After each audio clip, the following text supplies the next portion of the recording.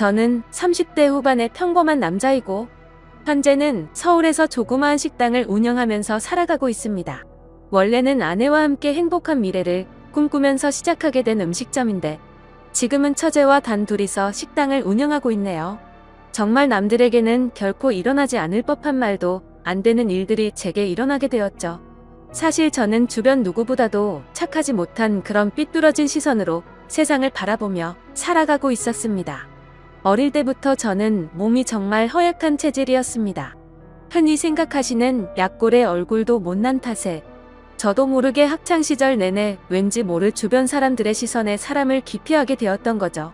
그리고 더 사람을 기피하게 된 것도 처음 짝사랑하게 된 여자에게서 너무 아픈 상처를 받게 되었습니다.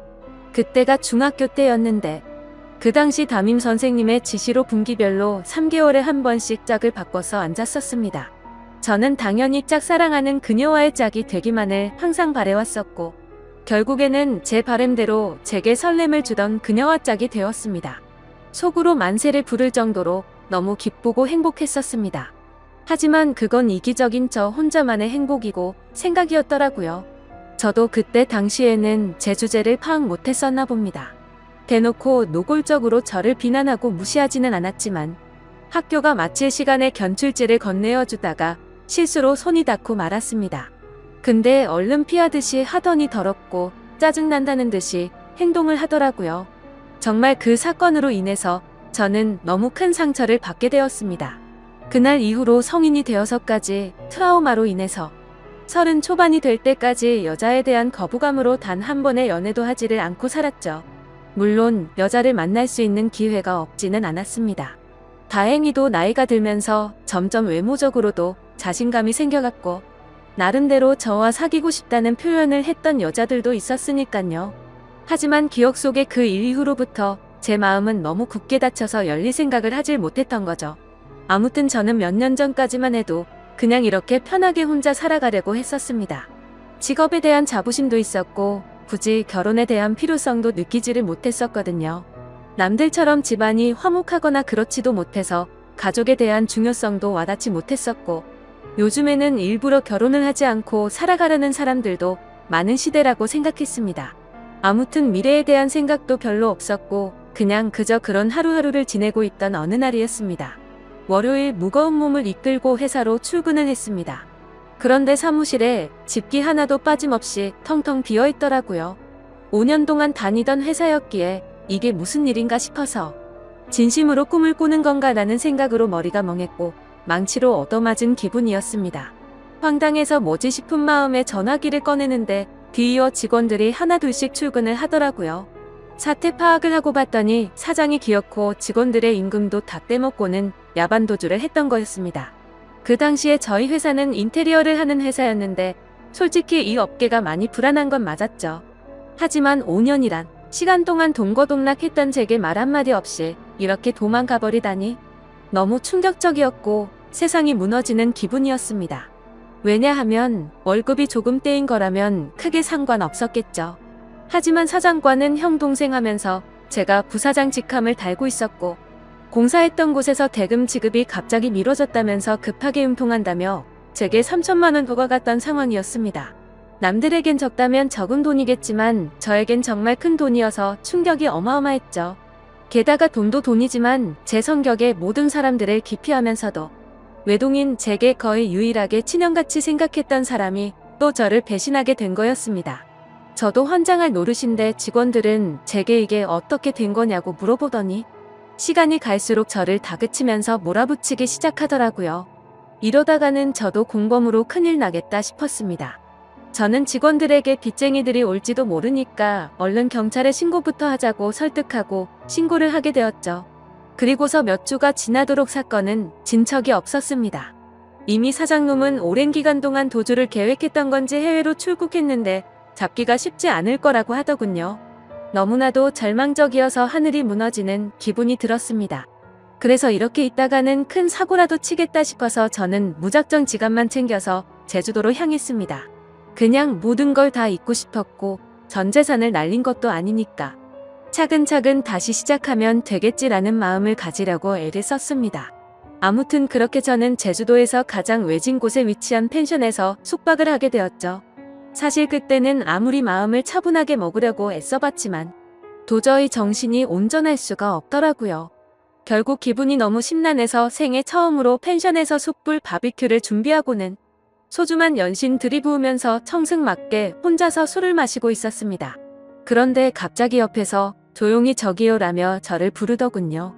저는 갑자기 들린 여자 목소리에 어버버대면서 깜짝 놀라고 말았죠.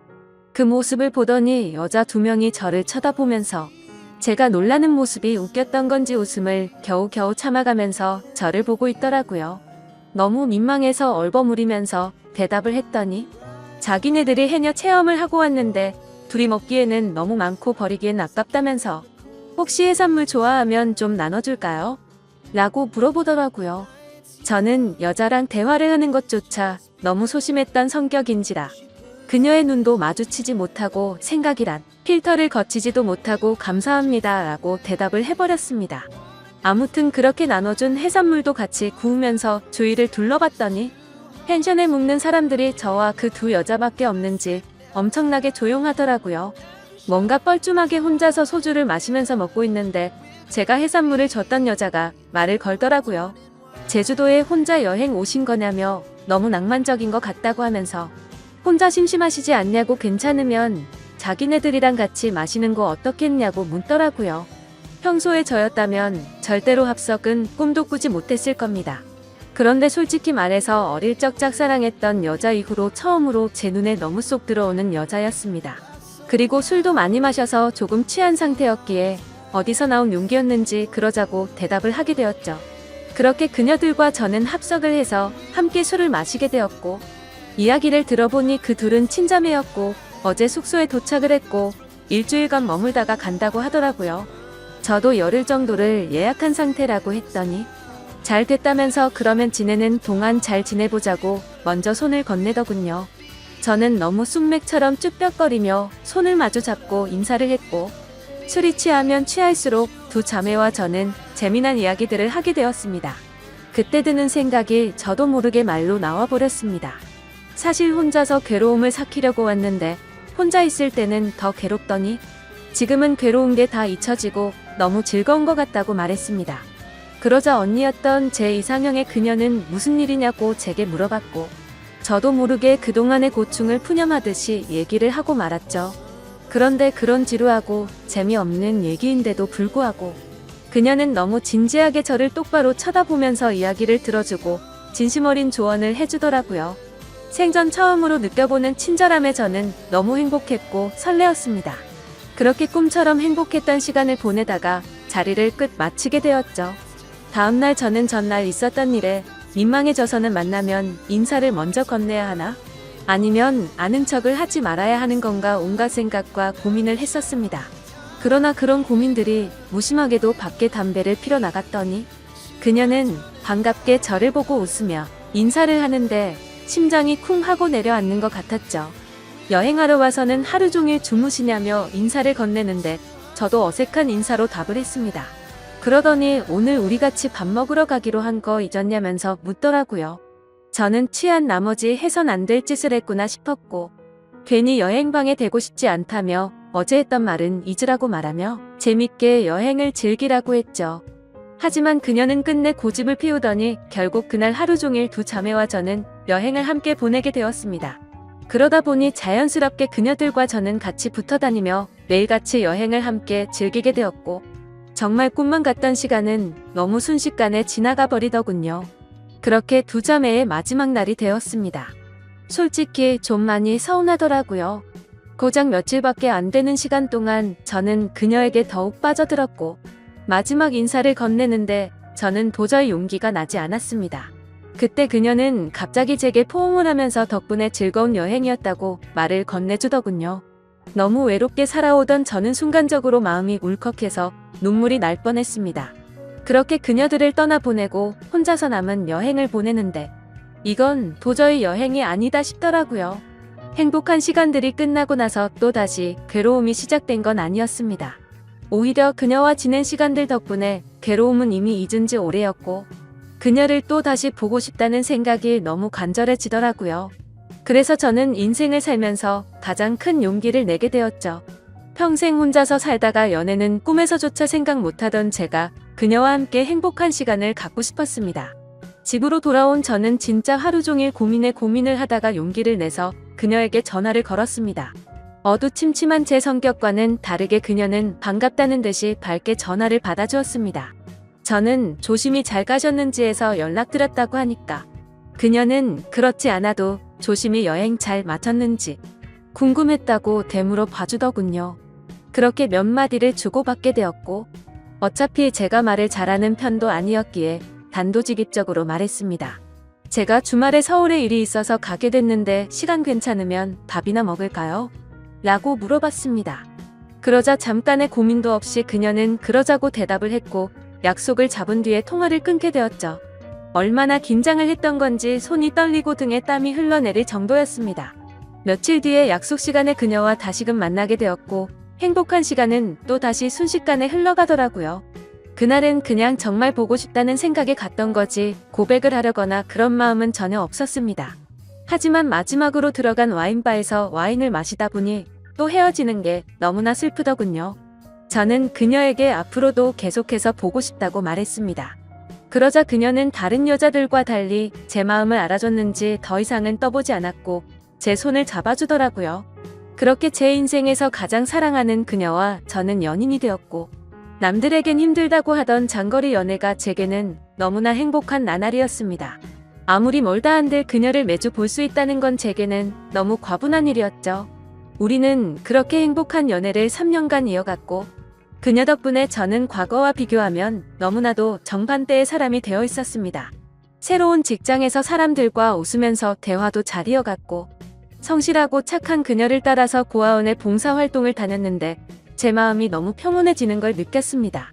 하루하루가 너무 행복해졌고 이렇게 살아갈 수만 있다면 가정이라는 걸 꾸려서 평생을 행복하게 지내고 싶다라는 생각이 들더라고요. 저는 그렇게 달라진 제 스스로에게 결심을 하고 그녀에게 청혼을 하였습니다. 그녀는 제 청혼을 받아주었고 저희는 결국 사랑의 결실을 맺게 되어 결혼을 하게 되었죠. 그 당시에 아내는 서울에서 처제와 함께 조그만한 식당을 운영하고 있었습니다. 그래서 아내와 상의 끝에 제가 이직을 하기로 했고 결혼을 하면서 제가 서울로 올라오게 되었죠. 아내와 저는 인생에서 가장 행복한 부부처럼 그 누구도 부럽지 않게 지냈습니다. 결혼한 지 2년 동안 한 차례도 다툼이 없을 정도로 주변에서 누구나가 예쁘게 봐주었죠. 그렇게 행복한 나날들을 보내다가 제가 다니던 회사가 또다시 부도가 나면서 저는 일자리를 또 잃게 되었습니다. 그때부터는 이렇게 불안한 직업을 하는 게 맞는 건가라는 고민에 빠져들었고 막상 또 새로운 일자리를 구하려고 하니 직장 생활에 지쳐 있었죠. 그러다 힘들어 하던 중 아내와 더 오랜 시간을 붙어 있고 싶었고 그동안 모은 돈을 보태어서 새로운 식당을 여는 게 어떨까 생각이 들었습니다. 저는 인테리어 회사를 다니던 경험을 살려서 아내가 모르게 직접 발품 팔아서 새로운 식당 자리도 알아보고 양식에 어울리는 인테리어 포트폴리오를 만들어서 아내에게 말했습니다. 더 이상 내 일에 흥미를 잃어서 직장에 다니는 건 그만하고 당신과 처제를 도와서 가게를 더 크게 해보고 싶다고 하면서 설명을 해줬죠. 한참 아무 말 없이 지켜보던 아내는 제 선택을 존중해주면서 그러자고 했고 그날부터 저와 아내 그리고 처제는 새로운 식당을 열기 위해서 분주하게 준비를 했습니다. 결국 저희는 나름 작지만 예쁜 식당을 열게 되었고 기대 이상으로 식당은 장사가 잘 되었습니다. 제 선택에 있어서 정말 많이 불안했고 걱정도 많았는데 이렇게 행복해도 되나 싶었죠.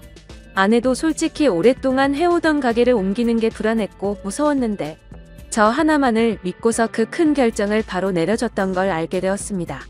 저는 착한 아내에게 너무 고마웠고 평생을 행복하게 해줄 거란 마음을 제 가슴에 되새겼죠. 하지만 하늘이 너무 원망스럽게도 제 바램과 그 행복은 산산조각이 나게 되었습니다. 아내가 일을 하던 도중에 갑자기 쓰러지게 되었습니다. 처음에는 가게가 바쁜 탓에 과로해서 그런 거겠지 하며 아내를 안심시켰었죠. 며칠 뒤 정밀 검사를 받아본 결과가 나왔고 의사 선생님은 너무 위험한 위치에 암이 발견되었다고 말하더군요. 드라마나 영화에서나 들어봤지. 이런 일이 제 아내에게 생길 줄은 정말 상상조차 못했기에 그 자리에서 바로 눈물이 났습니다. 의사 선생님이 말을 이어갔습니다. 이런 말씀 드릴 때가 자신도 가장 마음이 아프다고 하면서요. 솔직히 말해야 할 것 같다며 아무래도 너무 위험한 수술이 될 것 같다고 하면서 아내분에게도 솔직히 말씀을 드려야 한다고 하더라고요. 그 말을 듣는데 아내를 처음 만났던 제주도에서 처음 만난 그날 밤이 떠오르고 그동안의 일들이 순식간에 주마등처럼 지나가는데 저도 모르게 애처럼 펑펑 울어버렸습니다. 아내에게 이 모든 사실을 솔직하게 털어놓는다는 게 너무나도 어려웠습니다. 하지만 저보다도 잘 아는 아내는 저를 보자마자 눈치를 채더라고요. 펑펑 울어서 알아본 건지 너무 경직되어 있는 저를 알아본 건지 저는 있는 사실 그대로를 말해줬습니다. 아내는 괜찮은 척하면서 오히려 저를 위로해주면서 말을 하더라고요. 솔직히 너무 무섭고 화도 나고 슬프지만 저를 만나서 그동안 너무 행복했다며 그래도 위험하긴 하지만 끝까지 포기는 하지 않을 테니까 좌절하지 말자고 하더군요. 그 말을 듣는 순간 제가 너무 부끄러웠습니다. 정작 아픈 아내는 저렇게 용기를 내서 힘을 내려고 하는데 도저히 저부터 무너질 수가 없었습니다. 처가댁에 연락을 해서 이 사실을 말씀드렸고 장인어른과 장모님 그리고 처제는 아내에게 찾아와서 미친 듯이 펑펑 울었습니다. 그러자 아내도 그동안 참았던 눈물이 터진 건지 애처럼 펑펑 우는데 정말 가슴이 찢어졌습니다. 그렇게 아내는 항암 치료를 시작하게 되었고 날이 가면 갈수록 급속도로 야위어가는 아내를 보고 있으니 모든 게 너무 원망스러웠습니다. 괜히 나를 만나서 아내가 이렇게 아프게 된 것만 같고 죽을 만큼 너무나도 힘이 들었습니다. 그렇게 힘든 시간을 지나서 아내의 수술이 있기 전날 밤 아내와 저는 한참 동안 이야기를 나누었습니다. 그때 처음으로 알게 되었던 건 아내도 제주도에서 처음 본 그날 저에게 호기심이 생겼고 관심이 갔었다고 하더군요. 그래서 다음날 같이 밥 먹자는 약속을 한 적이 없었지만 일부러 거짓말을 해서 같이 합류해서 여행을 한 거였다고 하더라고요. 물론 제 여행을 방해하고 싶었던 건 아니었고 제가 그날 밤 혼자 있을 때 더 괴롭다고 했던 말이 밤새도록 신경이 쓰였답니다. 제 아내의 성심이 깊은 건 알았지만 그 말을 듣는 순간 눈물이 멈추지가 않더군요.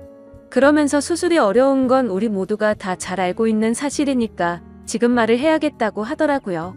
혹시라도 자신이 잘못되더라도 제발 당신 탓이라고 생각하지 말고 행복했으면 좋겠다고 말했습니다. 그리고 우리가 함께 시작했던 가게도 자신에겐 너무 행복한 추억이 가득한 곳이니 슬픈 감정보다도 행복한 추억을 떠올리면서 계속 지켜달라고 했죠. 그렇게 밤새도록 저희는 끊임없이 많은 대화들을 나누었고 결국에 제가 인생에서 가장 사랑하던 제 아내는 이 세상을 떠나고 말았습니다. 아내를 떠나보내고 하루하루가 너무 괴롭고 인생이 무너진 듯 슬펐습니다. 솔직히 돈 몇천만 원 사기당했던 건 정말 세 발의 피조차도 안 될 정도의 괴로움이었습니다. 정신 나간 사람처럼 죽을 만큼 술을 마셔대기도 해봤지만 다 소용없었습니다. 시간이 지나면 이 아픔이 줄어들 수 있을까 싶은 생각만 가득했습니다. 그렇게 집에서 틀어박혀서 지낸 지 몇 주가 지났을 무렵이었습니다. 항상 조용하고 내성적이던 처제가 집에 들어와서는 마치 다른 사람처럼 온갖 잔소리를 늘어놓기 시작하더라고요. 언니가 지금 이 꼴을 보려고 그렇게 떠나간 줄 아냐면서 화를 내더군요. 형부 혼자서만 힘든 줄 착각하지 말라며 주변 사람들 생각해서 제발 그만하라면서 화를 내다가 울더라고요. 정말 예전이나 지금이나 너무 이기적인 나쁜 놈이었습니다.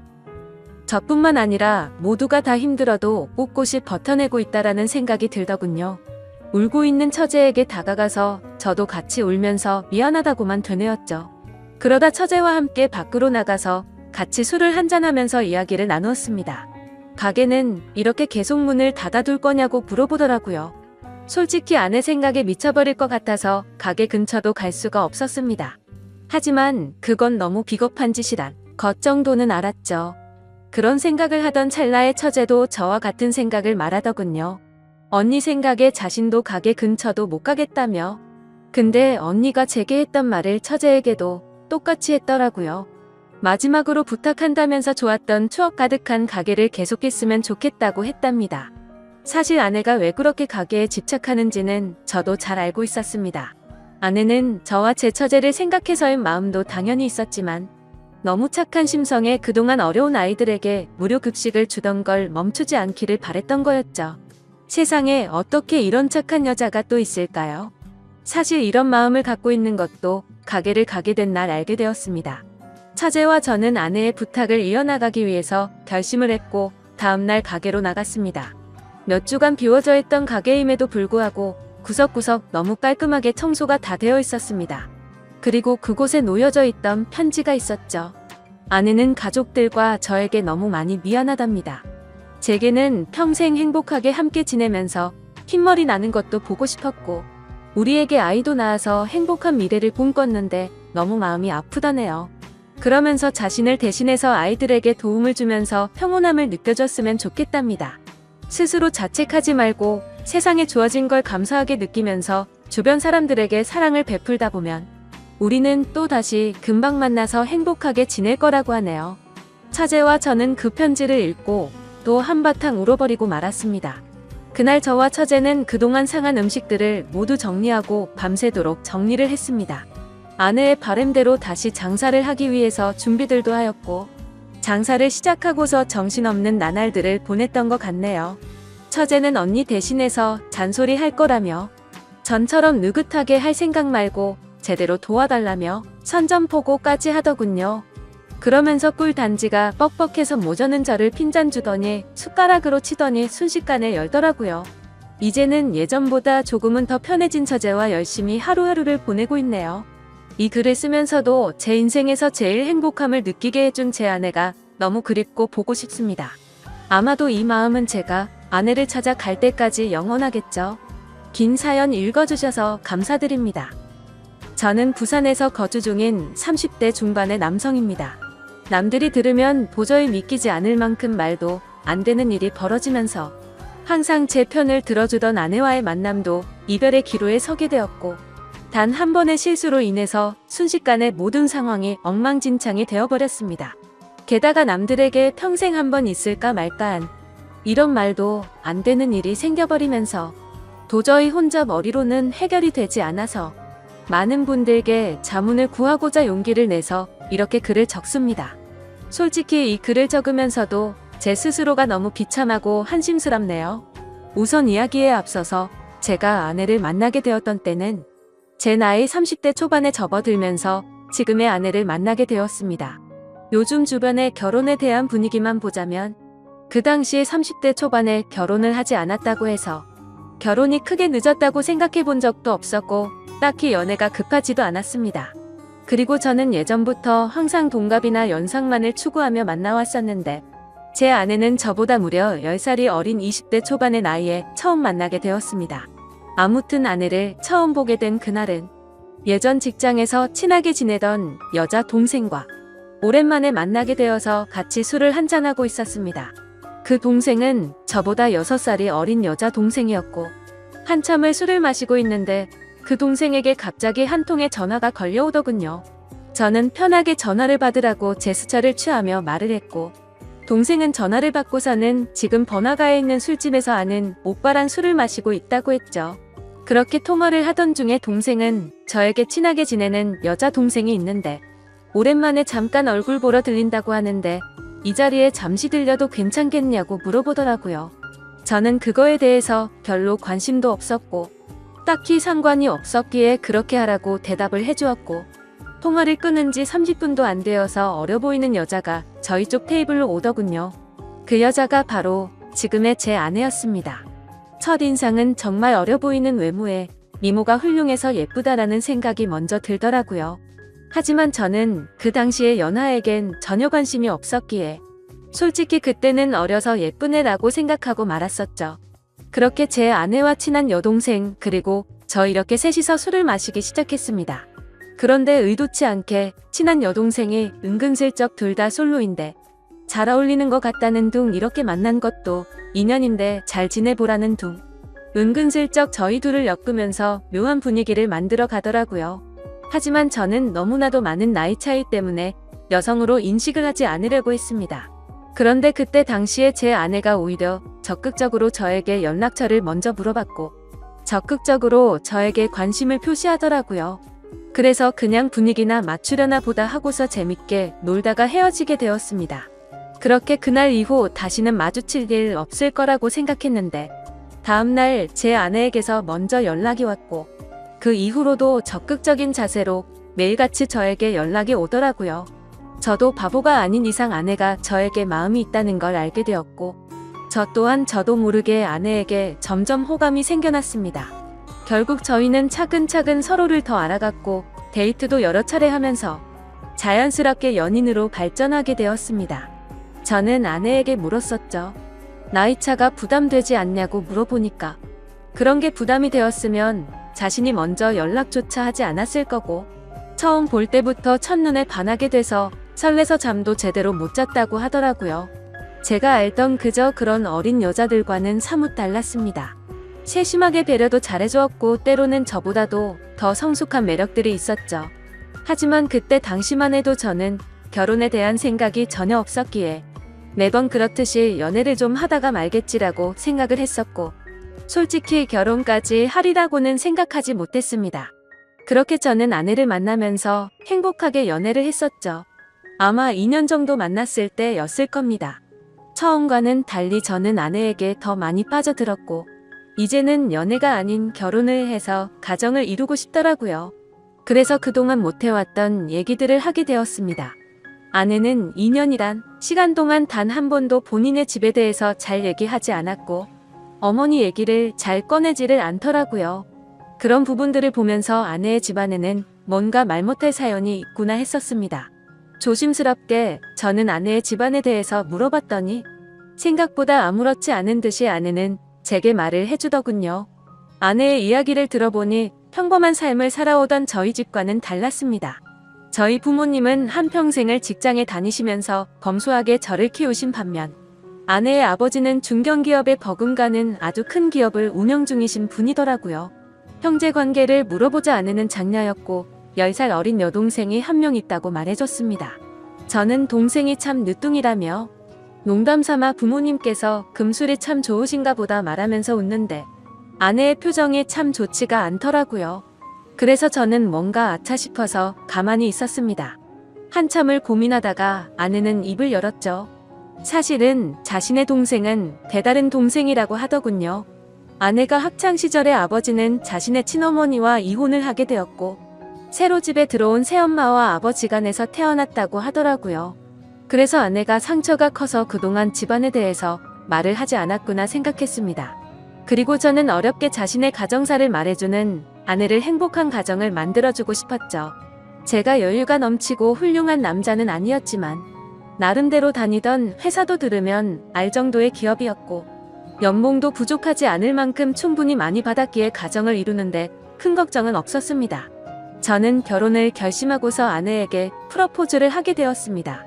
사실 나이차가 많았기에 제 고백에 부담을 느끼고 거절하지는 않을까 엄청 조마조마했는데 한치의 망설임도 없이 저와의 고백을 수락해주더라고요. 저는 물었습니다. 진짜 나랑 결혼해도 괜찮냐고 물었더니 그럼 결혼하기 싫은 남자랑 여지껏 만나왔겠냐며 웃더라고요. 결국에 제게는 너무나도 고마운 예쁜 아내와 결혼을 하기로 했고, 상견례 날짜를 잡기 전 처가댁에 인사를 드리려고 아내의 집으로 찾아뵈었습니다. 아내와 함께 처가댁에 들어서는 순간 저는 깜짝 놀랐습니다. 당연히 잘 사는 집이니까 집이 좋을 줄은 알았는데 생각보다 훨씬 더 좋더라고요. 하지만 집을 보고 놀란 게 아니라 아내의 친구라고 해도 믿을 정도로 아주 예쁜 미모의 여성이 있었는데 그분이 바로 장모님이라고 하더라고요. 재혼을 했기에 또래의 여자와 했겠거니 했는데 제 생각은 완전 빗나갔던 거죠. 솔직히 장인어른과 장모님이 나란히 서서 계신 모습을 보고 있으니 부부 사이가 아니라 부녀지간이라고 보는 게 맞다고 볼 정도였으니깐요. 놀란 마음을 진정시키면서 인사를 드렸고 다 같이 식사를 하는데 장인어른이 대뜸 저에게 나이를 물어보시더라고요. 제 나이를 말씀드리자 장인어른의 인상이 약간 안 좋아지는 게 느껴지더군요. 그러면서 저와 아내의 나이 차이가 너무 심하게 나는 게 아니냐고 말하더라고요. 그 말에 내로남불도 정도가 있지라는 생각에 기분이 좋지는 않았습니다. 아무튼 장인어른이 그 말을 하자 옆에 있던 장모님이 당신은 우리도 나이 차가 많이 나면서 왜 무한하게 그런 말을 하냐면서 핀잔을 주시는데 그 모습을 보고 있자니 속이 시원했었죠. 그러자 장인어른은 기분 나빴으면 미안하다며 섭섭한 감정 갖지 말라고 하셨습니다. 근데 사실 장인어른의 말은 그저 흘려들었고 장모님을 가만히 보고 있자니 너무 묘한 느낌이 들더라고요. 그 어려 보이는 얼굴로 저를 사위라고 부르는데 엄청 어색한 기분이 들더라고요. 게다가 말이 없는 장인어른을 대신해서 제게 이것저것 질문도 해주시고 엄청 친절하셔서 너무 감사했고 기분이 좋게 해주는 분이구나 생각을 했죠. 그렇게 저는 그날 최선을 다해서 장모님에게 깍듯이 대했습니다. 식사를 마친 뒤에는 처가댁에 인사를 드리고 나왔고 아내와 잠시 산책을 하면서 조심스럽게 물어봤습니다. 장모님이 너무 어린 것 같아서 깜짝 놀랬다며 나이가 어떻게 되냐고 물어봤죠. 아니나 다를까 장모님은 40대 초반의 어린 나이였습니다. 그 말에 이게 무슨 조화인 건가 싶더라고요. 왜냐하면 저와 아내의 나이 차이보다 장모님과 저의 나이 차이가 더 작았으니 말이죠. 저는 대수롭지 않다는 듯이 아내에게 말했습니다. 어떤지 나이가 좀 어려 보이더니 생각보다 젊으시구나 라고 했더니 아내의 표정이 갑자기 어두워지면서 다 자신의 아빠 돈으로 성형외과나 다니고 피부과에 돈을 펑펑 써서 만들어 진 거라고 말하더군요. 그런 아내의 대답을 듣고는 아내가 장모님을 별로 좋아하지 않는구나 라는 걸 바로 깨달았고 저는 조용히 그렇구나 하면서 더 이상은 장모님 이야기에 대해선 한마디도 하지를 않았습니다. 그러자 아내는 제 반응을 보고는 내심 신경이 쓰였는지 본인이 알아서 말을 해줬습니다. 사실 새엄마랑 자신은 처음부터 지금까지 별로 사이가 좋지 않다고 말이죠. 왜냐하면 아내의 아빠가 자신의 친엄마를 배신하고 새엄마와 바람이 났었다는 겁니다. 심지어 친엄마는 그 충격에서였는지 몇 년을 함께 지내다가 갑작스러운 병으로 세상을 떠나게 되었고 불편하지만 어쩔 수 없이 한 지붕 아래에서 같이 지내게 되었다고 하더라고요. 그래서 저는 혹시 새엄마에게 학대 같은 거를 당해서 사이가 안 좋냐고 물어보니까 그런 문제는 전혀 없었다고 하더군요. 다만 자신의 친엄마를 그렇게 만든 것만 같아서 매일같이 서로가 부딪혔고 나이보다도 동안인 새엄마의 외모 때문에 남들이 보면 친구로 보는 게 너무 짜증이 났다고 하더라고요. 애초에 내 나이 때도 남자로 느끼고 남편으로 생각하는데 오빠가 동갑내기처럼 생각할 정도면 자기도 그런 느낌이 안 들겠냐고 말하더군요. 그런 아내의 말을 듣고 나니 충분히 그럴 만도 하겠다 싶었습니다.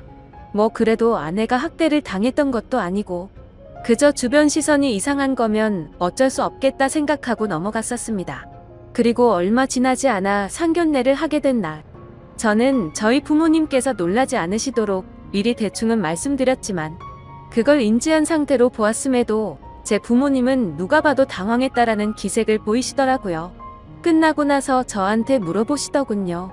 장모 되시는 분이 너보다 어리게 보이던데 장모님 대우 제대로 할 수 있겠냐고 물으셨습니다. 저는 그때 당시에 별 생각 없이 전혀 걱정 말라고 대답을 드렸죠. 그 이후로는 저와 제 아내의 결혼 계획은 별탈 없이 무난하게 흘러갔습니다. 준비 과정에 알게 되었는데 장인어른은 자신이 젊은 날의 잘못을 스스로 잘 아시기 때문인지 제 아내를 무지하게 아꼈습니다. 그걸 느낄 수 있었던 게 결혼식장이랑 집 혼수 예물 등을 준비할 때였는데 장인어른은 앞으로 집은 어떻게 할 거냐고 물으시기에 저는 제가 그동안 모았던 돈 2억 정도 되고 본가에서 1억 정도 도움을 받게 되면 3억으로 대출 좀 더 받아서 전셋집을 하나 들어가려고 한다고 말씀드렸습니다. 그러자 장인어른은 아파트 한 채도 그냥 해주시겠다고 말씀하시더니 저보고 혼수랑 결혼 비용이든 전부 다 견적을 뽑아오라고 하시더군요. 그리고 아내한테 외제차도 한 대를 선물해 주시고 비싼 예물도 준비해 주셔서 저는 분수에 맞지 않는 호화로운 결혼식을 올렸습니다. 솔직하게 그때 당시의 심정을 말씀드리자면 그렇게 돈을 물쓰듯이 하시는 장인 어른을 보면서 나도 회사를 그만두고 장인 어른의 뒤를 이어서 사업을 물려받고 싶은 욕심도 들기는 했었습니다. 하지만 그런 생각도 부질없는 게 결혼 이후로 제 인생이 이렇게 이어질 줄은 꿈에서조차 상상을 못했었죠. 결혼을 하고 난 뒤에 처음으로 사위로서 장인어른과 장모님을 찾아가게 뵙게 된 날이었습니다. 저는 그냥 빈손으로 갈 수가 없어서 제 나름대로 비싼 선물들을 사서 찾아뵈었죠. 장모님이 너무 좋아하시며 이 은혜를 어떻게 갚아야겠냐며 너무 좋아하시더라고요. 앞으로 두고 더 잘하겠다고 말씀을 드리자 장모님은 환하게 웃으면서 우리 더 자주 보자고 말씀하시더라고요. 저는 그저 인사치레로 하는 말씀으로 이해했고 별뜻 없이 그럼 좋죠 장모님이라고 말로만 대답을 했습니다. 그런데 그날이 있고 나서 며칠이 지난 날이었습니다. 회사에서 정신없이 업무를 보던 중에 갑자기 장모님에게서 부재중 전화가 여러 차례 와 있더라고요. 저는 무슨 일이 일어난 건지 깜짝 놀라서 곧바로 전화를 드렸습니다. 장모님은 전화를 받으시더니 왜 자신의 전화를 피하냐며 섭섭한 티를 팍팍 내시더라고요. 저는 안절부절 못하며 오늘 회사 일이 바빠서 정신이 없어서 지금 봤다며 죄송하다고 대답을 했죠. 그러자 장모님은 무슨 어린애처럼 삐진 말투로 제 회사 근처에 볼일 보러 왔다가 사위 얼굴이나 보려고 연락했다고 말씀하시더라고요. 그렇게 저는 곧바로 회사 업무를 정리하고 장모님이 계신 근처 커피숍으로 향했습니다. 사실 장인어른 장모님 댁에서 뵐 때도 젊어 보였지만 밖에서 다른 사람들 틈 속에서 커피를 마시고 있는 장모님은 영락없이 저보다 어려 보이는 그런 예쁜 외모셔서 뭔가 모르게 이상한 감정들이 들더라고요. 저는 얼른 장모님께 다가가서 죄송하다고 말씀을 드리자 갑자기 돌변해서는 일이 바빠서 그런 건데 신경 쓰지 말라며 환하게 웃으시더라고요. 갑자기 이렇게 찾아오셔서 무슨 일 있는 건지 놀랬다며 말씀을 드리니 앞으로 우리 자주 보기로 해서 부담 없이 연락한 거니까 전혀 부담 갖지 말라고 하더군요. 그래서 저는 알겠다고 대답을 드리긴 했지만 뭔가 이게 맞는 건가 싶더라고요. 다른 집 사위들도 장모님들과 따로 이렇게 밖에서 만나는 건가 싶었습니다.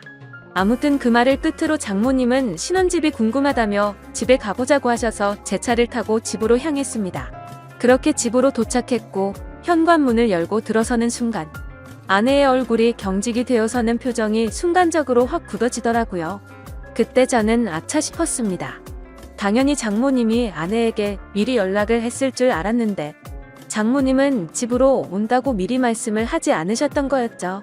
저는 장모님과 아내의 중간에 서서 가만히 있는데 아내는 곧장 짜증이 났는지 약간 언성을 높이면서 장모님이랑 대놓고 좀 심하게 말싸움을 하더라고요. 서로가 말 몇 마디를 주고받았고 결국에는 장모님이 저와 제 아내 앞에서 울어버렸습니다. 정말 난감해서 서로를 뜯어 말렸더니 장모님은 필요 없다면서 현관 밖으로 뛰쳐나가더라고요. 아내의 얼굴을 보니까 아내도 조금은 당황했는지 표정이 벙쪄 있더라고요. 그래서 저는 이렇게 보내는 건 아닌 것 같다고 장모님 댁까지 모셔다 드리고 온다고 말했죠. 그러자 아내는 짜증난다는 듯 새엄마는 항상 저런 식이라며 화를 내면서 저보고 태워주라고 하고는 방으로 들어가더군요. 속으로 이게 뭔가 싶었지만 얼른 뛰어나가서 장모님을 따라 나섰습니다. 저희 집에서 장모님 댁까지 거리가 대략 40분 정도 걸렸는데 그날은 퇴근 시간대가 겹쳐서 40분 정도를 갔음에도 반도 못 갈 정도로 차가 엄청나게 막히더라고요. 장모님과 저는 밥도 먹지 못한 상태였는데 장모님은 배가 고프다면서 저에게 투정을 부리기 시작했습니다. 그 모습을 보고 있자니 지금 장모님과 있는 건지 여자친구랑 있는 건지 헷갈릴 정도가 되더군요. 저는 장모님께 금방 차 뚫리니 조금만 기다려달라고 같은 대답만 반복했고 그때 때마침 장모님의 휴대폰이 울리더니 장인어른에게서 전화가 왔습니다. 그러자 장모님은 전화를 받더니 오늘 있었던 일을 장인어른께 다 말씀을 드리더라고요. 나 지금 딸한테 구박받고 쫓겨나서 지금 밥도 못 먹고 배고파 죽겠다면서 사위한테 배고프다고 했는데도 자꾸만 기다리라고 해서 짜증난다고 제 앞에서 대놓고 말했습니다. 이건 또 무슨 일인가 싶어 벙쪄 서 있는데 장모님은 휴대폰을 건네면서 받아보라더군요. 저는 너무 당황해서 갓길에 차를 세워두고 전화를 받았습니다. 장인어른은 제 말을 들을 생각이 전혀 없다는 듯 화가 나셔서는 장모님 대우를 누가 그따위로 하냐고 혼을 내시더라고요. 어떻게 장모가 아내랑 싸우는데 말리지도 않고 밥도 한 끼 안 먹이고 쫓아내냐고 소리를 지르는데 저는 연신 죄송하다고 대답하고 있었습니다. 장인어른은 이따위로 굴면 너희 둘 다 절대 용서 안 할 거라고 호통을 치셨고 장모님 드시고 싶은 걸로 식사부터 대접하라고 하셔서 알겠다고 하고 통화를 끊었습니다. 저는 장모님께도 제가 생각이 짧았다며 죄송하다고 말씀을 드렸고 곧바로 근처에 있는 식당으로 간다고 말씀을 드렸죠. 그런데 장모님은 자신이 자주 가는 맛있는 레스토랑 이름을 이야기하면서 꼭 거기서 밥을 먹고 싶다고 내비게이션을 찍으라고 하시더라고요. 저는 그래서 장모님이 말씀해주신 레스토랑을 검색해보니 위치가 장인어른 댁보다도 더 가야 하는 곳에 위치한 곳이더군요. 조금 전까지만 해도 배고프다고 난리를 치더니 무슨 생각으로 이러는 거지 싶었습니다. 사실 그때부터 느낌이 좀 이상하다고 생각은 했지만 이미 사죄드리고 있는 제 입장에서 아무 말도 하지 못하고 말씀하시는 곳으로 향했죠. 그렇게 장모님을 모시고 한 레스토랑은 룸 형태로 되어 있던 공간도 있었는데 레스토랑으로 들어서자 장모님이 단골이셔서 그런지 매니저분이 오셔서 반갑게 인사를 하더라고요. 그러더니 아무 말도 하지 않았는데 저희를 룸으로 되어 있는 곳으로 안내를 하셨고 룸으로 들어가서 앉아서 메뉴판을 보고 있었습니다. 솔직히 가격을 보고 진짜 헉소리가 저절로 나더라고요. 제가 살아오면서 가봤었던 비싼 레스토랑의 몇 배는 되겠다 싶었죠. 아무튼 저는 음식을 시키고는 잠시 화장실에 다녀온다고 자리를 비웠고 아내에게 전화를 했습니다. 장인어른과 통화를 했는데 어쩔 수 없이 식사를 대접하고 들어가야겠다며 말했습니다. 그렇게 통화를 마치고 테이블로 가보니 장모님은 와인까지 시켜서 마시고 계시더라고요. 안 그래도 비싼 음식값에 당황했는데 와인까지 시켜서 솔직히 계산이 겁이 났죠. 그런 제 표정을 읽으셨는지 장모님은 이미 계산 미리 다 했으니 편하게 먹자고 하더라고요. 저는 그 말에 안심하면서 제가 대접하려고 했는데 왜 그러셨냐며 속에도 없는 말을 하고 자리에 앉았습니다. 식사를 시작하기도 전에 장모님은 저에게도 와인을 권하시더라고요. 저는 차가 있어서 장모님 편하게 드시라고 했더니 또 장모를 무시하냐고 째려보더라고요.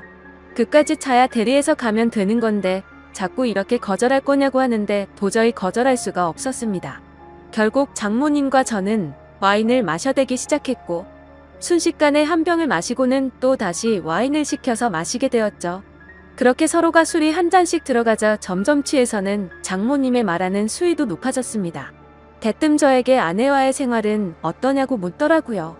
아내와의 관계에 관한 이야기부터 시작해서 요즘에는 장인어른 컨디션이 안 좋아서 너무 외롭다고 하더라고요. 그러면서 갑자기 사회를 앞에 두고 한다는 말이 남자가 생각난다는 둥. 직감적으로 이 여자가 나를 남자로 인식하고 유혹하는 건가 라는 생각이 들었습니다. 저는 너무 당황해서 말을 아끼면서 아무 대답도 안 하고 가만히 있자 장모님은 뭘 그렇게 진지하냐면서 갑자기 웃으면서 농담이었다고 말을 하더라고요. 그렇게 농담인지 진담인지 모를 말들을 하면서 와인을 둘이서 2병 가까이 마셨습니다. 저도 술도 많이 취해왔고 많이 늦었으니 이제 일어나자고 장모님을 부축했고 조금 취하신 것 같다니까 일부러 비틀거리면서 저에게 안기더군요. 솔직히 정말 못된 생각이지만 그 기분이 좋았었습니다. 술에 취해서 잘못된 걸 알면서도 저는 어깨를 부축하면서 장모님과 저는 뒷자리에 타게 되었고 집에 도착할 때까지 장모님은 제게 기대서 가게 되었죠. 그렇게 장모님 댁에 도착을 했고 대리기사를 보낸 뒤에 저는 장모님을 깨웠습니다. 그러자 저를 끌어안더니 갑작스럽게 입을 맞추더라고요. 저는 순간 술이 확 깨서 장모님을 떼어내면서 말했습니다. 장모님 괜찮으신 거냐고 제가 누군지 모르냐고 왜 이러시냐고 말을 했죠. 그러자 정말 몰라서 그러냐고 말하더니 우리 둘만 비밀로 하면 아무도 모를 거라고 하더라고요. 솔직히 이게 무슨 말도 안 되는 상황이지 싶어서 꿈이라도 꾸는 건가 싶었습니다.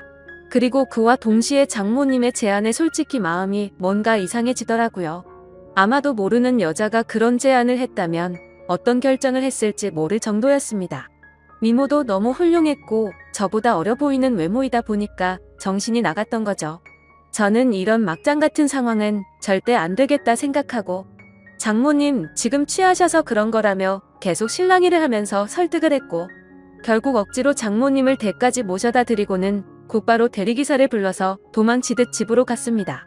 저도 많이 취했다지만 정말 술이 다 깰 정도로 충격적이었습니다.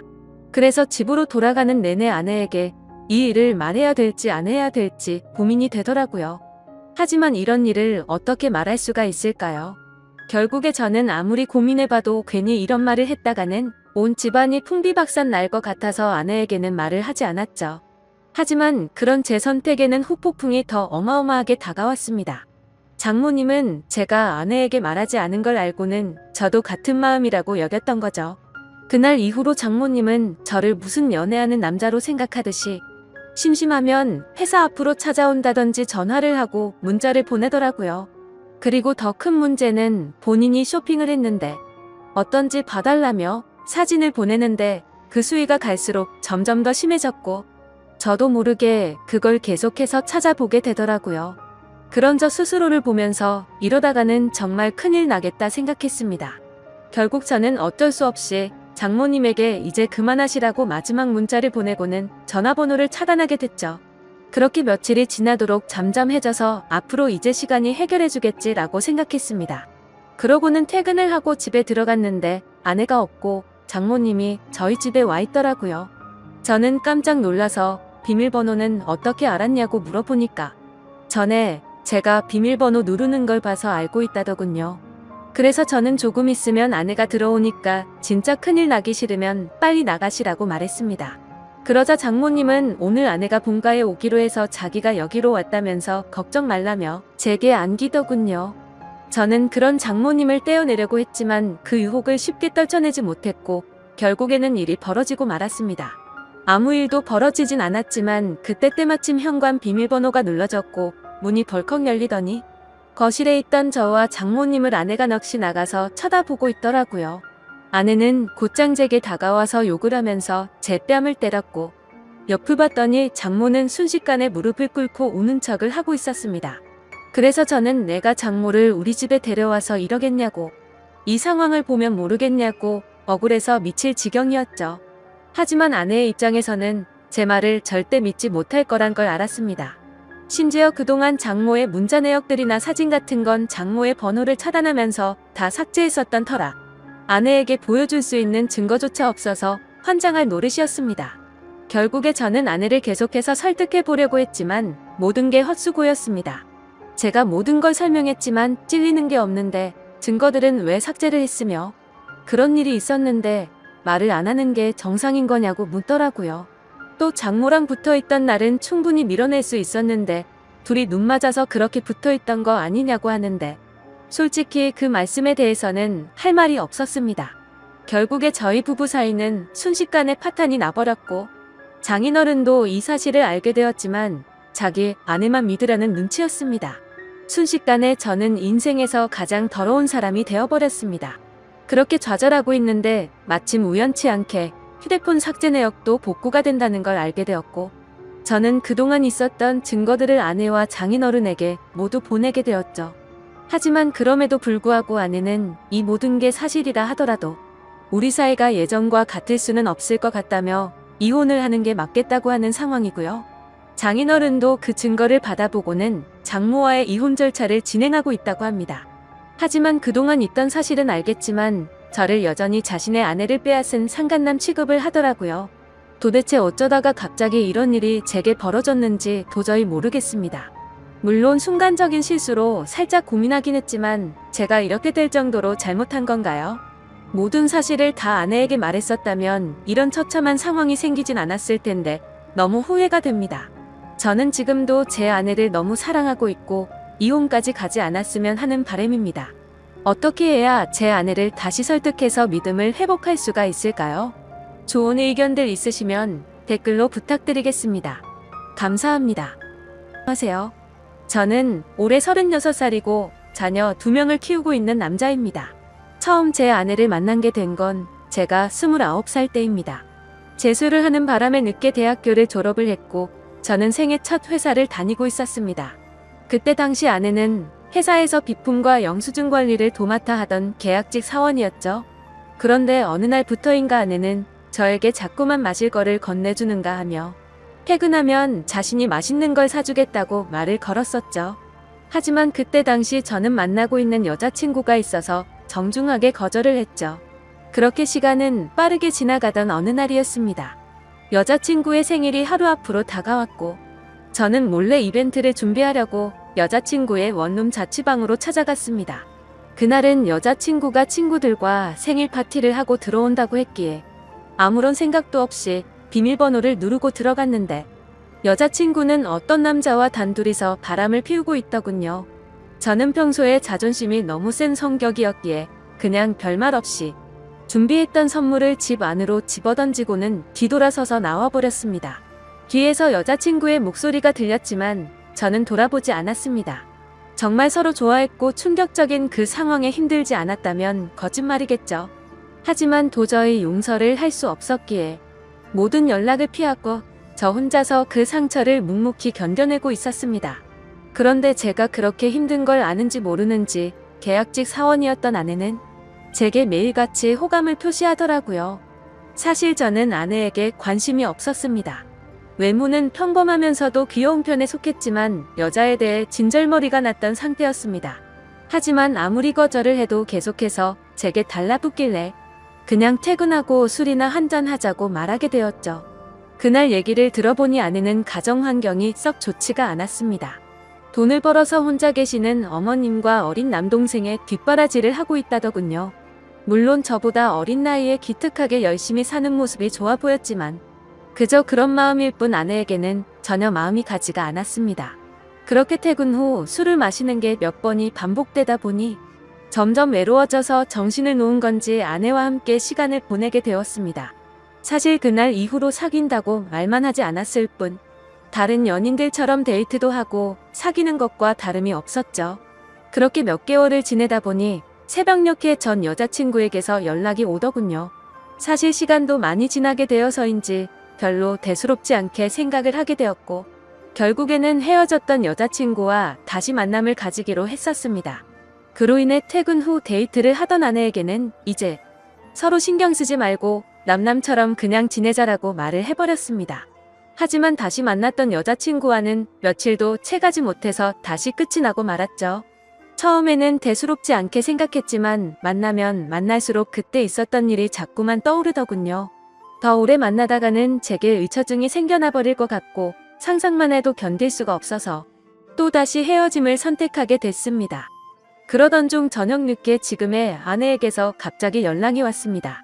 한참을 아무 말 없이 망설이더니 임신을 했다고 말하더라고요. 사실 그때 그 이야기를 들었을 때는 많은 생각이 들었죠. 정말 임신을 한 게 맞는 건가?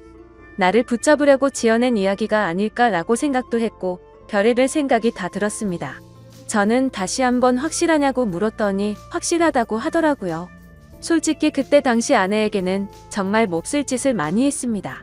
물론 어린 나이는 아니었지만 갑작스러운 상황에 어떻게 이걸 해결해야 할지 몰라 저는 무작정 아내를 무시하기 시작했습니다. 정말 지금 생각해봐도 제가 너무 무책임하기 짝이 없었습니다. 매일같이 울고 불며 이야기를 했지만 저는 끝끝내 아무 말도 하지 않고 모르쇠로 일관했었으니까요. 그리고 눈물만 뚝뚝 흘리는 어린 아내에게 따뜻한 말 한마디도 한 적이 없었습니다. 그렇게 시간은 지나갔고 아내는 마침 계약직 날짜가 종료되어서 회사에 더 이상 나오지 않게 되었습니다. 솔직히 그때는 저도 모르게 안도감이 먼저 들더군요. 이제는 가시방석에 앉아있을 필요도 없겠구나 하면서 말이죠. 정말 지금 생각해도 저는 천하의 나쁜 놈이었습니다. 아무튼 그날이 있고 나서는 멘탈이 제대로 잡혀지지가 않았죠. 그러다 어느 날 친형과 술을 먹게 되었습니다. 이런저런 이야기를 나누다 결국 지금까지 있었던 모든 이야기를 털어놓게 되었습니다. 당연히 친형은 제게 욕부터 하더라고요. 결국에는 부모님 귀에까지 들어가게 되었습니다. 집에서는 난리가 났었죠. 아버지께서는 남의 자식 망쳐놓고 뭐 좋은 일 있다고 매일같이 술이나 마시고 다니냐고 엄청 화가 나셨습니다. 어머니와 친형까지 저의 행동에 엄청나게 비난을 했었고 부모님께서는 집에 한번 데리고 오라고 하셨고 저는 또 모르쇠로 일관했습니다. 하지만 어느 날 형은 제 휴대폰 연락처를 뒤지게 되었고 아내의 연락처를 알아내어서 저를 제외한 가족들이 아내를 만나게 되었습니다. 그러고는 며칠 뒤에 저는 모르게 아내를 집으로 부르셨습니다. 저는 당연히 아무 생각 없이 친구들과 술을 마시고 늦게 집으로 들어갔는데 제 아내가 집에 와 있어서 정말 얼마나 깜짝 놀랐는지 모릅니다. 일단 어쩔 수 없이 저는 아내와 나란히 부모님 앞에 앉게 되었고 부모님께서는 앞으로 어떻게 할 거냐고 화를 내셨습니다. 저는 그냥 술김에 짜증도 나고 이 상황을 빨리 벗어나고 싶은 마음이 컸습니다. 그래서 홧김에 저는 그냥 결혼할 테니까 더 이상 좀 그만하라고 앞으로 이 문제로 왈가불가 하지 말아달라고 말했습니다. 솔직히 홧김에 그런 말을 하긴 했지만 당연히 그때 당시 저는 이 말을 한다고 해서 정말 결혼할 생각은 없었습니다. 부모님 역시 그러라고 말씀하실 일은 절대 없다는 확신에 차서 한 말이었죠. 하지만 예상외로 아버지께서는 그 자리에서 또박또박 말씀하시더군요. 그러면 지금 처자분 부모님이랑 조만간 만나서 이야기를 하고 싶으니 부모님이 시간 되실 때 자리를 한번 마련해보자고 하시더군요. 이때 당시도 설마라는 생각을 가지고 있었고 술에 취해서 그냥 대충 상황을 정리하고 얼른 일어나서 제 방으로 들어가 버렸습니다. 그렇게 아내는 집으로 돌아갔고 저는 술이 점점 더 올라오더니 제게 말도 없이 집에 찾아온 게 너무 화가 나더라고요. 그래서 새벽 늦은 시간에 전화를 걸었습니다. 차마 입에 담을 수 없는 욕을 다 하면서 막말을 엄청 쏟아냈습니다. 아내는 저희 부모님이 비밀로 하라고 해서 미리 말 못했다며 그저 미안하다고 울기만 하더라고요. 아무튼 그날 이후로는 부모님과도 말을 하지 않았습니다. 그러자 부모님께서도 저를 없는 사람 취급하시더군요. 그러다가 며칠이 지나서 친형이 제게 얘기 좀 하자고 부르더군요. 무슨 일인가 싶어서 형과 이야기를 하는데 오늘 부모님께서 아내분 어머님을 만나 뵙고 왔다는 이야기를 제게 해주더라고요. 오늘 가보니 그쪽 상황이 많이 힘든 걸 알게 되었답니다. 얘기를 해보니 아내가 벌던 돈들은 전부 처가댁의 장모님과 처남의 생활비로 다 들어갔었고 지금까지 아내가 모아놓은 돈도 없다고 말하더군요. 그쪽이 형편이 좋지 않아서 당장 혼수조차 부담하기가 힘든 상황이라며 제게 어떻게 하려고 이런 일을 벌인 거냐고 묻더라고요. 저는 그 말을 듣고 속으로 만세를 불렀습니다. 이제 부모님께서도 이 결혼을 포기하시겠구나 라는 생각이 들었던 거죠. 그리고 그때 당시에 저도 취직을 한 지 얼마 되지 않았었기에 모아둔 돈이라고는 고작 1,000만 원 가량밖에 없었거든요. 하지만 보수적인 성격이었던 저희 부모님은 고집을 꺾지 않으셨습니다. 결혼식이야 가족끼리 조촐하게 치르면 되는 거고 집 문제야 본가에서 같이 살면 다 해결되는 문제니 뭐가 문제냐며 제 기대를 꺾어버리셨습니다. 결국 순식간에 결혼 날짜를 잡게 되었고 일정대로 척척 진행이 되더군요. 저는 그때부터 너무 당황했고 속이 타들어갔습니다. 그렇게 좋아하지도 않았던 여자랑 결혼을 해서 평생을 함께할 생각에 암담하더군요. 그리고 부모님의 고집만 내세우니까 점점 화가 나서 크게 대들기도 했습니다. 제 앞으로의 인생이 달린 문제인데 왜 이렇게 무책임하게 진행하냐고 화를 냈죠. 그러자 부모님은 네가 저지른 문제는 성인이된 네가 책임지는 게 맞는 거고 네가 결혼한다고 하지 않았냐고 대묻자 저는 할 말이 없어졌습니다. 그냥 그때 당시에는 모두가 저를 망치게 만들려고 하는 것만 같아서 사소한 거 하나하나 다 마음에 들지 않았고 고슴도치처럼 모든 게 날이 서서 삐뚤게 느껴졌습니다. 아내에게도 못된 말을 계속했습니다. 이따위로 억지로 결혼한다고 달라질 것 같냐며 나를 만나봤자 돈도 없어서 아무것도 못해줄 거고 시집살이가 그렇게 호락호락할 것 같냐고 말했습니다.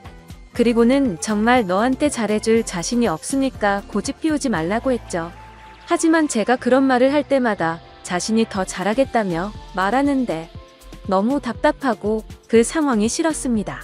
심지어 친한 친구놈들 몇몇과도 술을 먹다가 이 이야기가 나오면 친구들은 온갖 욕을 제게 했죠.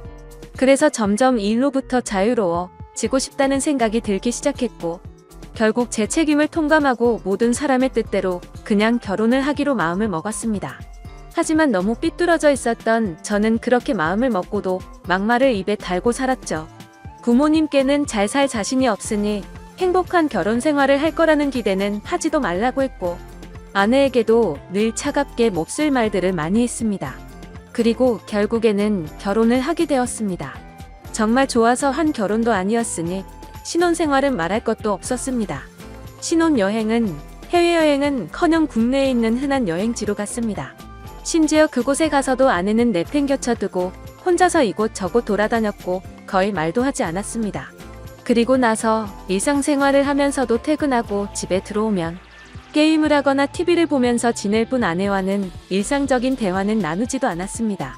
그리고 주말이나 노는 날에는 저는 항상 밖에서 친구들과 놀고 술을 먹다가 들어오고는 했죠.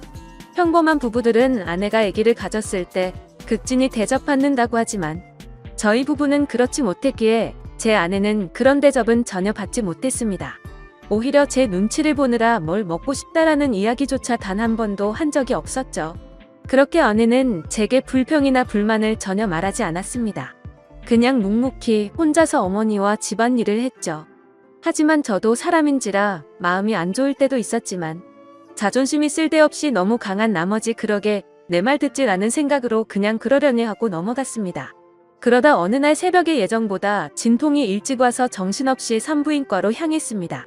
그런데 남들과 달리 하루가 꼬박 넘어가게도 출산이 되지 않아서 슬슬 걱정이 되었지만 결국에는 고생 끝에 어렵게 출산을 하게 되었습니다.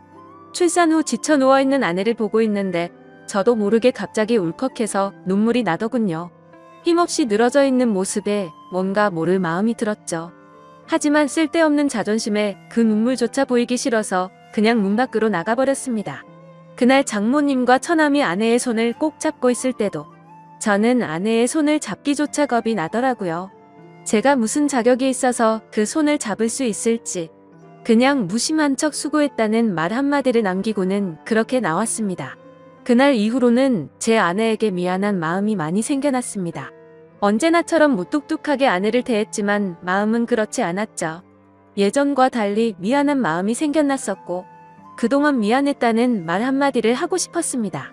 그렇지만 왠지 모를 쓸데없는 생각에 아무런 말도 하지 못했던 거죠. 그러다 어느 날 제 어머니께서 간이 좋지 않으셔서 계속 정기검진을 받고 계셨는데 결국에는 이게 점점 상황이 악화되었습니다. 병원에 입원하셨을 때 친형과 어머니 그리고 아내가 번갈아 가면서 병실을 지켰습니다. 전 휴일에만 병실을 지켰고요. 자녀를 낳아서 키우고 계신 분들은 아마 아실 겁니다. 새벽이고 낮이고 아이가 잠도 안 들고 울고 할 때마다 아내는 잠이 들지 못했습니다. 그렇다고 제가 애를 봐주고 하지도 않았으니까요. 그렇게 잠도 제대로 못 자고 병실에서 간호를 했으니 그 피곤함은 말로 표현할 수가 없을 거란 거 잘 알고 있었습니다. 그런데 그때조차도 따뜻한 말 한마디 하지 않았습니다. 병실에 있던 다른 분들조차 며느리가 진짜 효녀라며 저한테 장가 잘 갔다는 칭찬을 할 때도 아무런 말도 하지 못했습니다. 입이 두 개라도 할 말이 없는 건 당연했던 거죠. 다행히 수술은 잘 되었고 어머니께서 퇴원하시기 전까지 아내는 그렇게 육아와 병간호를 했습니다. 어머니가 몸이 괜찮아지시고 집에 오셨을 때 부모님께서 물려받은 땅을 팔았다며 1억 5천만 원을 주셨습니다. 근처 전세라도 얻어서 이제 분가라고 하시더라고요. 아내는 한사코 괜찮다고 말하는데 저는 그러자고 했습니다. 사실 이때 그러자고 말을 한 건 아내에게 미안한 마음이 너무 커서였습니다. 아무래도 시부모님이랑 같이 사는 것보다는 그래도 무뚝뚝한 남편일지라도 아들과 셋이서 사는 게 나을 거라고 생각했죠. 부모님은 당연히 그렇게 하라고 하셨고 아파트로 전세를 하나 구해서 분가를 했습니다. 거의 말도 안 하고 했지만 간간히 아이도 같이 봐주고 이사하고 처음으로 레스토랑을 갔는데 맛있다고 웃으며 말하는 아내를 보면서 이때부터 정말 마음이 울컥해서 눈물이 날 뻔했죠. 그래서 그날 이후로 저는 변하겠다고 다짐을 했습니다. 연애도 저와 제대로 해보지도 못하고 아이를 가졌을 때도 대접 한번 제대로 해주지 못했던 생각이 났습니다. 그리고 시집살이와 시부모 병간호까지 해왔는데 이제 와서 돌이켜 생각해보니 그 흔한 레스토랑 한 번을 같이 와보지를 못했더라고요. 미안하고 너무 미안했습니다. 비록 무뚝뚝하게 말하고는 했지만 이때부터는 그래도 나름대로 다정하게 대했습니다. 그러다가 장모님께서도 평생 겪고 계신 질환으로 많이 아프시기도 했고 처남도 중학생이라서 아내는 간간히 처가에 들려서 집안일을 돕고 집에 들어오고는 했습니다. 나중에 알게 된 사실이지만 장모님께서는 류마티스 관절염을 손가락 마디마디에 걸리셨습니다. 이게 집안일을 하거나 할 때 끔찍할 정도로 아프다고 하더라고요. 하루는 그런 아내가 너무 안쓰러웠고 장모님과 처남까지 마음에 많이 걸렸습니다. 그래서 저는 아내에게 말했습니다. 그냥 장모님이랑 처남 다 같이 여기서 지내자고 말했죠. 진심으로 한 말이었습니다. 그랬더니 아내가 이러더군요. 미안해요. 앞으로는 자주 안 갈게요. 미안해요. 저렇게 말을 하더라고요. 아내의 저 말 뜻이 어떤 걸 의미하는지 다들 아실 거예요. 아내는 제가 처갓집에 자주 가는 걸 못마땅하게 생각해서 비꼬는 마음으로 저렇게 말을 한 걸로 오해를 한 거였습니다. 지금까지 하지 못했던 미안한 말과 참았던 눈물이 울컥해서 쏟아져 버렸습니다. 아내 손을 꼭 붙잡고 미안하다고 말하면서 애처럼 너무 서럽게 울어버렸습니다. 당황해하는 아내에게는 그동안 정말 미안했다면서 앞으로 살면서 그동안 잘못했던 거 천천히 다 갚을 테니 용서해달라고 정말 서럽게 울었습니다. 그리고 처음으로 아내와 오랫동안 마음에 있었던 많은 말들을 이야기했습니다. 그동안 잘해주지 못해서 미안했다는 말과 함께요. 아내 역시 눈물을 흘리며 그렇게 처음으로 서로 꼭 안고 같이 울었네요. 그 일이 있고 나서 아내가 장모님께 같이 살자고 이야기를 했을 때 장모님께서는 완강히 거절하셨습니다. 사실 이건 당연하다고 생각했죠. 사위라고 하나 있는데 자기 딸을 그렇게 서럽게 만들었는데 이 집으로 들어오면 얼마나 눈치를 줄까라고 당연히 생각하셨을 것 같습니다. 본가에 계시는 부모님께서는 흔쾌히 그렇게 하라고 허락을 하셨고 결국에는 제가 처가댁에 가서 장모님께 무릎 꿇고 사죄했습니다. 그동안 죄송했다고 앞으로는 정말 잘하겠다고 했죠. 그렇게 장모님을 겨우겨우 설득해서 같이 살게 되었습니다. 지금은 그 누구보다 아내만 사랑하고 전에는 상상도 못한 애교도 떨면서 그렇게 살고 있습니다. 세상에서 아내가 가장 예뻐 보이고 가장 사랑스럽네요. 집안일도 제 나름 열심히 돕고 있고 육아도 열심히 하고 있습니다. 그리고 아내와 저 사이에는 예쁜 딸아이도 한 명 더 생겨났고 더 예쁜 가정을 이루게 되었죠. 이게 제게 있었던 5년 전 이야기입니다. 지금은 장모님과 처남 그리고 제 아내와 자식들 이렇게 6식구가 다 같이 행복하게 살고 있습니다. 넉넉지 않은 형편일지 몰라도 휴일이나 주말이 되면 가능하면 가까운 곳으로라도 바람을 쐬러 다니고 있고요. 지금은 아내에게 잔소리도 들어가면서 지내지만 그 누구보다 행복하게 해주려고 아내를 여왕처럼 받들고 지내고 있습니다. 그런 저를 기특하게 보셨는지 장모님도 항상 우리 사위가 최고라며 저를 감싸주시고 온 가족이 서로를 너무 애틋하게 생각하고 행복한 나날을 보내고 있네요. 지금은 정말 그 어느 때보다 행복합니다. 제 착한 아내 덕분에 저의 못난 모습들이 고쳐진 것 같아서 정말 고맙게 생각합니다. 아마 그때 아내가 저를 버리고 떠나버렸다면 저는 그저 그런 인생을 살고 있었을 테고 평생 후회만 하면서 살았을 것 같다고 생각이 드네요. 앞으로도 저는 과거의 아내에게 잘해주지 못했던 걸 평생 갚아 나가려고 합니다. 물론 평생이 걸려서 제가 잘하더라도 그 큰 상처를 준 건 다 갚지 못하겠지만 지금은 제 아내도 행복하다고 말해주니 너무 미안하고 고마운 마음만이 가득하네요. 제 사연을 읽어주셔서 감사드립니다.